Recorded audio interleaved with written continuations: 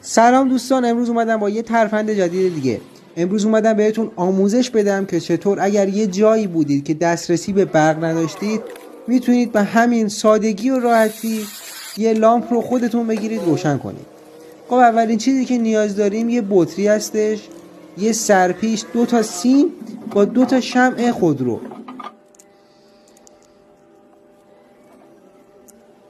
بله، همونطور که میبینید سیما رو به سرپیچ وصلش میکنیم و از تو در بطری ردش میکنیم. سر سیما رو وصل میکنیم به شمع ها.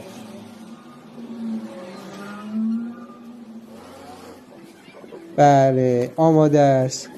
و این سرپیچ و شمع رو میذاریم تو آب نمک و همین سادگی و راحتی. اگه به اینجور ترفندها علاقه داری حتما یه سر به پیجم بزن.